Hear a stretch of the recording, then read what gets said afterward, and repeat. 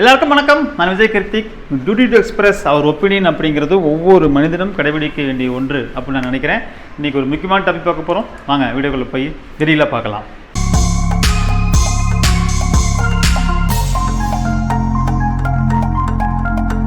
ஒரு ரயில் பயணம் நம்ம மேற்கொள்ள போகிறோம். அந்த ரயில் பயணம் மேற்கொள்ளும் போது நம்ம ரிசர்வேஷன் பண்ணி முறையாக என்ன பண்ணுறோம், ஒரு ரிசர்வேஷன் கம்பார்ட்மெண்ட்டில் நம்ம பயணிக்கிறோம். ஆனால் ரிசர்வேஷன் பண்ணாமல் கொசன்னு அந்த ட்ரெயினில் எந்த கம்பார்ட்மெண்ட்டில் வேணால் யார் வேணால் ஏறி அவங்க மேலே படுத்துக்கிறாங்க, கீழே படுத்துக்கிறாங்க. அவங்களுடைய ஆக்கிரமிப்பு அப்படிங்கிறது பெரிய லெவல் இருக்குது. இது நம்ம தமிழ்நாட்டை சார்ந்தவர்கள் அப்படிங்கிற அந்த நபர்கள் செய்யக்கூடிய மாதிரியான இது மாதிரியான செயல்களை விட நார்த் இந்தியன் பார்த்தீங்கன்னா இது மாதிரியான செயல்களில் ரொம்ப அதிகமாக ஈடுபடுறாங்க. ஏன்னா அவங்களுடைய ஸ்டேட்டில் அந்த நார்த் சைடில் நிறையா ஸ்டேட்டில் ரிசர்வேஷன் கம்பார்ட்மெண்ட்டை மதிக்கிறது கிடையாது.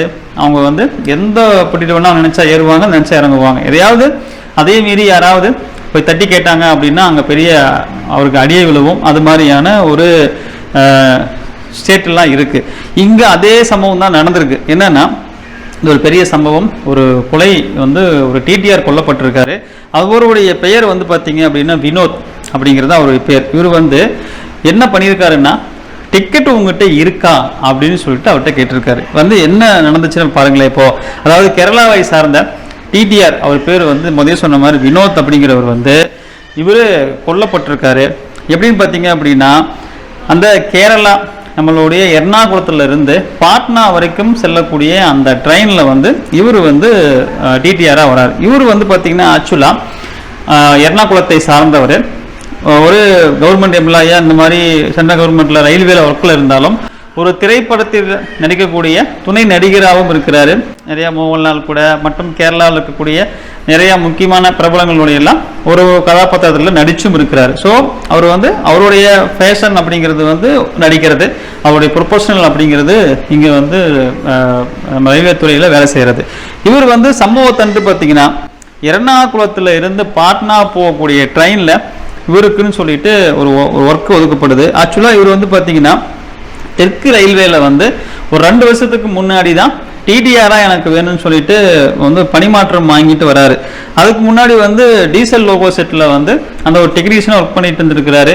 அவருடைய உடல்நலம் குறைவு காரணமாக என்ன பண்ணுறாரு, அவர் எனக்கு பணிமாற்றம் பண்ணி கொடுங்க, நான் டிடிஆராக போகிறேன் அப்படின்னு சொல்லிட்டு டிடிஆராக பணிமாற்றம் பண்ணி 2 வருடத்துக்கு முன்னாடி தான் டிடிஆராக பணி ஏற்கிறாரு. அந்த மாதிரி அவர் டெய்லியும் அவருக்கு இன்னும் டியூட்டி போடுறாங்க, வந்துட்டு போயிட்டு இருக்கிறாரு. சம்பவத்தன்று பார்த்தீங்கன்னா எர்ணாகுளத்தில் இருந்து ஈரோடு வரைக்கும் அவருடைய டெஸ்டினேஷன். ஈரோடுக்கு அப்புறம் அவர் இறங்கிடுவார். வேற டிடிஆர் அந்த சார்ஜ் எடுத்துக்குவாங்க. அப்போது அந்த மாதிரியான டியூட்டி ரெகுலராக போயிட்டு இருக்கும்போது அன்னைக்கு அவருக்கு எர்ணாகுளத்துலேருந்து ஈரோடு வரைக்குமான ஒரு டியூட்டி போட்டிருக்கிறாங்க. அதில் அவர் வந்துட்டு இருக்கும்போது இந்த எல்லா கம்பார்ட்மெண்ட்டையும் என்ன பண்ணுறாரு, செக் பண்ணிகிட்டே வராரு. வரிசையாக ஒவ்வொரு கம்பார்ட்மெண்ட்டையும் டிடிஆர் அவருடைய ஒர்க்கை பார்த்துட்டே வரும்போது அவர் என்ன பண்ணுறாரு, S11 அப்படிங்கிற ஒரு கம்பார்ட்மெண்ட்டில் ஏறும்போது ரிசர்வேஷன் கம்பார்ட்மெண்ட்டில் உள்ளே வரும்போதே அங்கே நார்த் இந்தியன்ஸ் நிறையா பேர் என்ன பண்ணுறாங்க, கூட்டமாக இருக்கிறாங்க. ஒருத்தர் கதவுக்கிட்டே நின்றுட்டு வழி விடாமல் நின்றுட்டு இருக்காரு, கதை விட்டு நின்றுட்டு இருக்கிறாரு. இவர் முதல்ல உங்களுக்கு டிக்கெட் இருக்கா அப்படின்னு சொல்லி கேட்குறாரு. அங்கே இருக்கிற எல்லாருமே டிக்கெட்டா அப்படிங்கிற மாதிரியான ஒரு பிஹேவியர் பண்ணியிருக்கிறாங்க. அப்புறம் டிக்கெட் இல்லைன்னா நீ இறங்கு அப்படின்னு சொல்லிட்டு நீங்கள்லாம் இறங்குங்க, அடுத்த ஸ்டேஷனில் என்ன பண்ணுறாரு, நீங்கள் இறங்கிக்கோங்க அப்படின்னு சொல்லிட்டு இவருக்கு வார்ன் பண்ணுறாரு. இதில் சில பேர் நல்ல போதையில் வேற இருக்கிறாங்க. போதையில் இருக்கிற ஒருத்தர், அவர் பேர் நம்ம தமிழ்நாட்டில் ஃபேமஸான பேர் ரஜினிகாந்த். அந்த நார்த் இந்தியன்ஸுடைய பெயர் ரஜினிகாந்த் அப்படிங்கிறது ஃபுல் போதையில் இருக்கிறாரு. அந்த போதையிலேயே பிரியாணி பொட்டலத்தை ஓப்பன் பண்ணி அப்படியே சாப்பிட ஆரம்பிக்கிறாரு. இவர் டிடிஆர் உங்களுக்கு டிக்கெட் இருக்கா அப்படின்னு திரும்ப கொஞ்சம் போஸ்டாக கேட்குறாரு. கேட்ட அவருக்கு கோவம் டிடிஆராக கீழே பிடிச்சி ஓடுற ட்ரெயின்லேருந்து தள்ளிடுறாரு. தள்ளுன உடனே அந்த டிடிஆர் கீழே விழுந்து ரயிலுடைய சக்கரத்தில் போய் மாட்டி உடம்பெல்லாம் எல்லாம் பாட்பாட்டா பிச்சு எல்லாமே என்னாச்சு, துக்குத்துளாக சிதறி போயிடுச்சு. அவர் இறந்துட்டார். உடனே சக பயணிகள் இருப்பாங்க இல்லையா, சக பயணிகளில் கத்தி கூச்சல் போட்டு உடனே செயினை பிடிச்சி செயினை பிடிச்சி நிறுத்தி இந்த மாதிரி சம்பவம் ஒரு டிடிஆர் இந்த மாதிரி தள்ளி கொல்லப்பட்டார் அப்படின்னு சொல்லிட்டு சம்பவம் சொல்கிறாங்க. ஆனால் போலீஸ்லாம் வந்துருச்சு. அந்த ரஜினிகாந்த் இருக்கார் இல்லைங்களா, அவர் நல்லா பிரியாணி சாப்பிட்டுட்டு போதையில் என்ன பண்ணுறாரு, நல்லா படுத்து தூங்கிட்டார். அப்போ சொல்கிறாங்க இவர் தான் இந்த மாதிரி தள்ளிவிட்டார் அப்படின்னு சொல்கிறாங்க. அப்புறம் அவர் எழுப்பி கேட்டால் அவர் எதுவுமே நடக்காத மாதிரி அவர் பாட்டில் போதையில் இருக்கிறவர் அப்படியே சுகமாக அனுப்பி இருக்கிறாரு, ஒன்றும் தெரியாத மாதிரி, ஒன்றும் நடக்காத மாதிரி. அது ஆக்சுவலாக தெரியல, ஆக்சுவலாக நல்லா போதையில் இருந்திருக்கிறாரு. அவர் இருந்திருக்காரு. அப்புறம் அரெஸ்ட் பண்ணி கூட்டு போயிருக்கிறாங்க. இந்த சம்பவம் எல்லாம் நமக்கு இப்போது சமீபமாக கிட்டத்தட்ட பார்த்தீங்கன்னா ஒரு 3 வாரத்துக்கு முன்னாடி இந்த சம்பவம் நடந்திருக்கு. நான் ஏன் 3 வாரத்துக்கு முன்னாடி நடந்த இந்த சம்பவத்தை எடுத்து இன்றைக்கி ஒரு டாப்பிக்காக பேசணும் அப்படின்னு நினைக்கிறேன் அப்படின்னா, ட்ரெயினில் பயணம் பண்ணக்கூடிய ஒவ்வொருத்தருக்கும் இந்த அனுபவம் இருக்கும். நம்ம ரிசர்வ் பண்ணி 3 மாதத்துக்கு முன்னாடியே பிளான் பண்ணி ரிசர்வ் பண்ணி நம்ம குடும்பத்தோடு அப்படியே ஒரு ட்ராவல் பண்ணலாம், ஒரு ஜேர்னி போகலாம் அப்படின்னு சொல்லிட்டு நம்ம குடும்பத்தோடு போவோம். அங்கே பார்த்தீங்கன்னா இது மாதிரியான அன்வான்டான பீப்புள் தமிழர்களும் இதை செய்கிறாங்க, வட மாநிலத்தரும் செய்கிறாங்க. அதாவது என்னென்னா அவங்க ரிசர்வேஷன் பற்றி அவங்க ஒரு திங்க் பண்ணுறதே கிடையாது. நம்ம ரிசர்வேஷன் பண்ணுறோம், அது வெயிட்டிங்கில் வருது, அப்புறம் அது என்னாச்சு வெயிட்டிங்கில் கன்ஃபார்ம் ஆகலை, கேன்சல் ஆகிடுச்சு, இது வேறு கேட்டகரி. அவங்க ரிசர்வேஷன் பற்றிலாம் என்ன பண்ணுறதில்ல, யோசிக்கிறதே கிடையாது. அவங்க பாட்டில் போகிறது, ஓப்பன் டிக்கெட் எடுக்கிறது, அப்புறம் எந்த கம்பார்ட்மெண்ட்டில் அவங்களுக்கு அந்நேரத்துக்கு ஏறக்கூடிய சாத்தியம் இருக்கோ அந்த கம்பார்ட்மெண்ட்டில் ஏறிக்கிறது. ஏசி கோச்சில் மட்டும்தான் அவங்க ஏறுறதில்ல. நீ ஏசி கோச்சில் டோர் கேர்லாம் கொஞ்சம் நல்லா ப்ரொடக்ஷனாக ஓரளவுக்கு ஒரு சேஃப்டி லெவலில் இருக்கிறதுனால ஏசி கோச் அவங்க பார்த்தாவே தெரியுது, இதெல்லாம் நம்ம ஏறக்கூடாதுன்னு தெரியுதா என்னன்னு தெரியல. ஏசி கோச்சில் ஏறுறதில்ல. ஏசி கோச்சை விட்டுட்டு மற்ற ஸ்லீப்பர் கோச்சோ இல்லை காமன் ரிசர்வேஷன் நீங்கள் பகல போகிற ட்ரெயினாக இருந்தால், சிட்டிங் ட்ரெயினாக இருந்தாலும் அவங்க ரிசர்வேஷனில் ஃபுல்லாக ஏறிக்கிறாங்க. இன்னும் சொல்ல போனால் ஓப்பன் டிக்கெட்டாக சில பேர் எடுத்துகிட்டு ஏறுறாங்க, சில பேர் டிக்கெட்டே எடுக்காம என்ன பண்ணிடுறாங்க, அவங்க பாட்டில் ட்ரெயினில் ஏறிட்டு ரிசர்வேஷன் கம்பார்ட்மெண்ட்டில் அவங்க பாட்டில் நின்றுக்கிறாங்க. இல்லைன்னா யாராவது ஒருத்தர் எந்திரிச்சாங்க, நான் பாத்ரூம் போன வந்தாங்கன்னா அவங்க உட்காந்துக்கிறது, மறுபடியும் அவங்க வரும்போது எந்திரிக்கிறது. சில டிக்கெட்டில் என்ன ஆகும் அப்படின்னா, சில டிக்கெட் கன்ஃபார்ம் ஆகிருக்கும், ஆனால் வந்திருக்க மாட்டாங்க, ஏதோ ரீசன்னால அவங்க வர முடியாமல் போயிருக்கும், அந்த சீட்டு காலியாக இருக்கும், அந்த சீட்டில் போய் அவங்க பாட்டில் உட்காந்துக்குவாங்க. இப்போ டிடிஆர் வரும்போது தான் தெரியும் அவங்க இந்த சீட் இருக்கா என்னன்னு சொல்லிட்டு. டிடிஆர் ஒருவேளை அவங்க அந்த டிடிஆர் செக் பண்ணி இந்த சீட்டு காலி இருக்கு அப்படின்னு கேட்டால் எந்திரிப்பாங்க. இல்லைன்னு வச்சுக்கோங்களேன், எந்திரிக்கவே மாட்டாங்க. நம்ம டிக்கெட் கூட வாங்கல, இல்லை ஓப்பன் டிக்கெட் எடுத்து தான் வந்திருக்கோம், இந்த கம்பார்ட்மெண்ட்டில் உட்காந்துருக்கோம், அதாவது ஒரு சீட்டில் ரிசர்வேஷன் சீட்டில் உட்காந்துருக்கோம் அப்படிங்கிற பற்றிலாம் யோசிக்காமல் அவங்க பாட்டில் உட்காந்துட்டே இருப்பாங்க.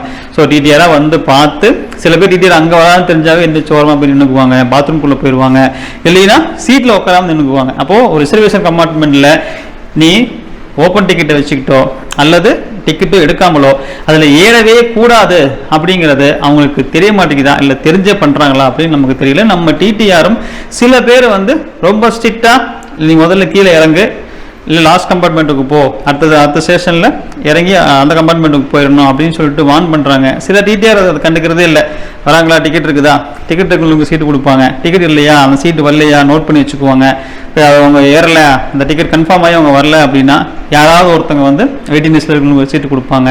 அப்புறம் இப்போ நாமெல்லாம் டிக்கெட் புக் பண்ணுறோம், அன்ஃபார்ச்சுனேட்லி அது கன்ஃபார்ம் ஆகலை, ஆனால் ஃபேமிலியோடு பிளான் பண்ணிட்டோம், ஒன்றும் பண்ண முடியாது, போய் தான் ஆகணுங்கும் போது நாம் ஓப்பன் டிக்கெட் எடுத்துகிட்டு அவங்ககிட்ட போய் கேட்போம், சார் இந்த மாதிரி புக் பண்ணியிருந்தேன், ஏன்னா டிக்கெட் கேன்சல் ஆகிடுச்சு, இல்லை டிக்கெட் இருக்குது ஆனால் கன்ஃபார்ம் ஆகலை, இது மாதிரி ஏதாவது கேட்போம். கேட்கும்போது அவங்க வெயிட் பண்ணுங்க அப்படின்னு சொல்லிட்டு எல்லா டிக்கெட் காலி இருந்தால் கொடுப்பாங்க. இது மாதிரி ஒரு தன்மையோடு நடந்து கொள்ளக்கூடிய டிடிஆர்ஸ் சில பேர் இருக்கிறாங்க. ஆனால் சில பேர் ரொம்ப ரூடாக பிஹேவ் பண்ணுவாங்க.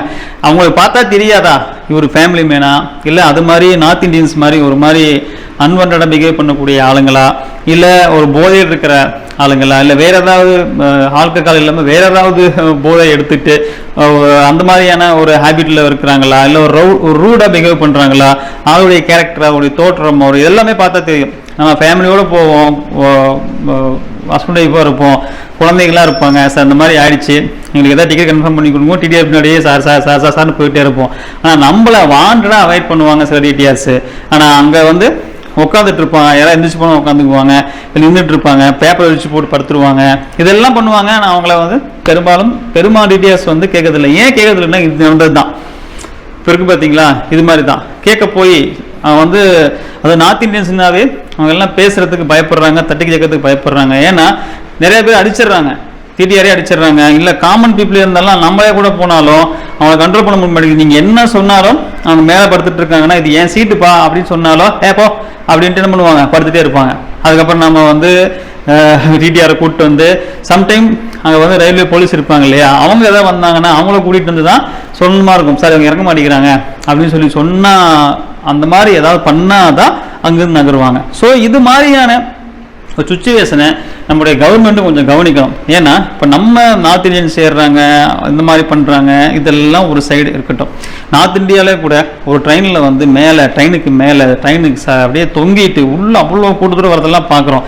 என்னன்னா நமக்கு வந்து அந்த ட்ரெயினில் ஒரு 2 கம்பார்ட்மெண்ட் எக்ஸ்டெண்ட் பண்ணலாம், இல்லை இதுக்கு ஏதாவது ஒரு மாற்று வழி ஏதாவது இருக்கா அப்படின்னு பார்க்கலாம். ஏன்னா நிறையா பேர் ட்ரெயினில் பயணிக்கணும் அப்படின்னு சொல்லிட்டு நினைக்கிறாங்க. ஏன்னா பஸ்ஸில் போகிறத விட அவங்களுக்கு ட்ரெயின் பயணம் அப்படிங்கிறது கொஞ்சம் எக்கனாமிக்கலாக இருக்குது, ஒரு சேஃபாகவும் இருக்குது அப்படின்னு நினச்சி தான் இத்தனை லட்சம் பேர் ட்ரெயினில் ட்ராவல் பண்ண வராங்க. இது வந்து ஒரு அடிஷ்னல் ட்ராக் போட்டால் என்ன பண்ணலாம்? இன்னும் நம்ம ஜப்பான் மாதிரியான நாட்டு, இல்லை சைனா மாதிரியான நாடெல்லாம் இப்போ தான் நம்ம வந்து பாப்புலேஷனில் வேர்ல்டில் ஃபஸ்ட் வந்திருக்கோம். நமக்கு சைனா தான் இருந்தாங்க. ஆனால் அவங்களோட இன்ஃப்ராஸ்ட்ரக்சர்லாம் நல்லா வச்சுருக்குறாங்க.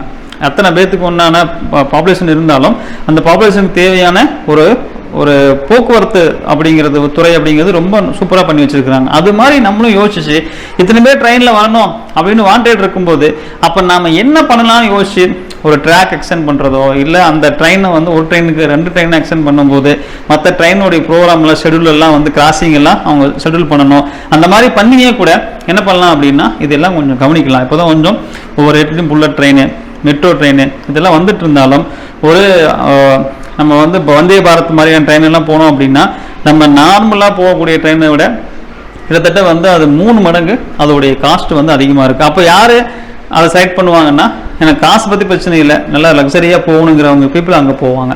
இல்லை எனக்கு பட்ஜெட்டில் தான் போகணும், என்னுடைய எக்கனாமிக் ஸ்டேட்டஸ் இது தான் அப்படின்னு இருக்கிறவங்க இதுக்குள்ளே தான் இதை தான் செலக்ட் பண்ணுவாங்க. ஸோ யாருடைய ரேஷியோ, அதாவது நான் வந்து பொருளாதாரத்தில் உயர்ந்தவங்களுடைய எண்ணிக்கை இங்கே அதிகமாக, இல்லை பொருளாதாரத்தில் கொஞ்சம் பின்தங்கி உள்ளவங்க எண்ணிக்கை அதிகமானு பார்த்தா பின்தங்கி உள்ள எண்ணிக்கை தான் அதிகம். அப்போ அவங்களுக்கு வந்து நம்ம ஒரு நல்ல ஒரு பயணத்தை செய்வதற்கான ஒரு மாற்று வழியை செஞ்சு கொடுத்தோம் அப்படின்னா இது மாதிரியான ஒரு பிரச்சனைகள் நம்ம தவிர்க்கலாம்.